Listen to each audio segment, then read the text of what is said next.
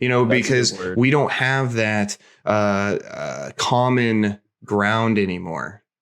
Um, we don't know what people think or believe, and I think a lot of people don't care either. They don't- And if they do care, they care a whole lot. So we have a lot of extreme um, situations going on in this on this.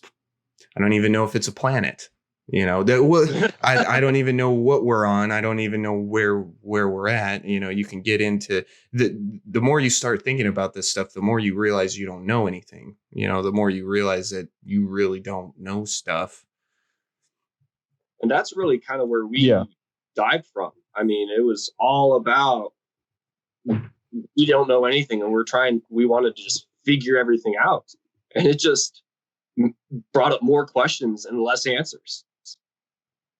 Yeah, totally. It was very much, once we kind of started to go down this path of checking out conspiracies, if you want to call it, or woo, as KBS and some other people may call it. We kind of went in, once you start on that and you realize the world's not the way you thought it was, or it's not what everyone gave you. It's not what they gave you, this preset reality.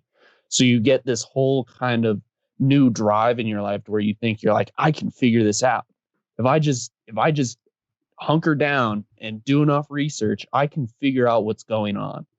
Which when you start to think about it, like really, like me, just this strange young dude, 26 years old, is going to somehow figure out the secrets of our entire universe. Oh, we were determined Like, though. But we were determined. For some reason, we thought we could. But as you start to go down more and more of these rabbit holes, you realize you're like, I'm just getting more questions. Just like Zach said, we're not going anywhere with it. We're just adopting new ideas or gaining new perspectives and changing the way about.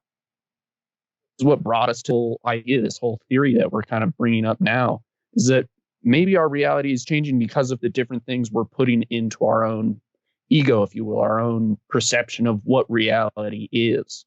We're deeming it that way because as we went down, the world seemed to get crazier and crazier. It almost seemed like as we got more tinfoil hattish, you could say, the world seemed to be much weirder.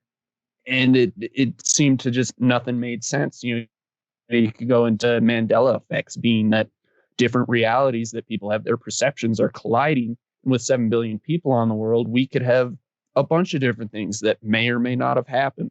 To some people, they happen this way. To some people, they happen a different way. It's just competing realities in this giant space.